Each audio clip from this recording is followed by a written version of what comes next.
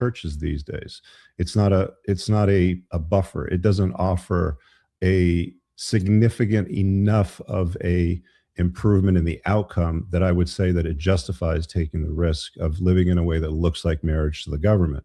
Okay, well, let's try this then. If that's the argument, if the argument is any risk is too much risk, then what is the proper way in which we raise children in the 21st century? Can you walk me through how a guy who is, I don't know, 23 wants to have kids? Sure. Okay. How's he supposed to do that without A, having a bunch of wealth that he's not going to have at 23? That's just not going to happen. Right. How does he actually have children and raise them absent That's moving a great into question. hang on, hang on. Okay, go ahead. Let me finish the question. Absent risk mitigation. So what I would say is there's no way to have good outcomes for children absent being in a married home in a general sense. There are sometimes where it can work out, but most times it doesn't. The outcomes for the children are bad.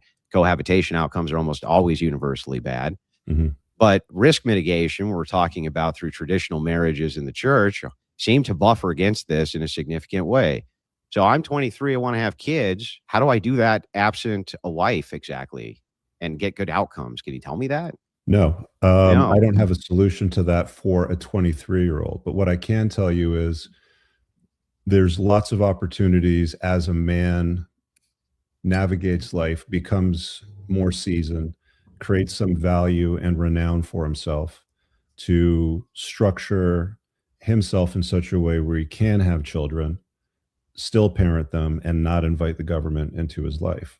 And that Yeah, but that's not going to be available for the majority type of men, right? marriage at 22 or 23. No, you're right.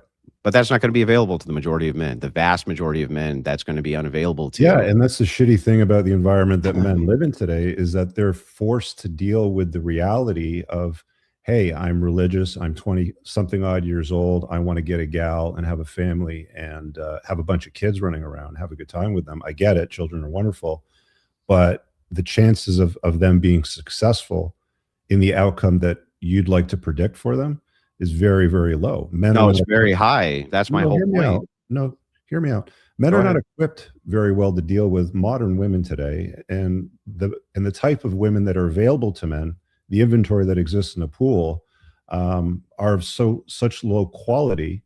It just doesn't make sense to live in a way that looks like marriage to the government. You can love a woman, you can have a relationship with a woman. I just don't recommend that men live in a way that looks like marriage to the government, because that's where the potential outcomes can get really problematic. You can still have children with women and raise children. How?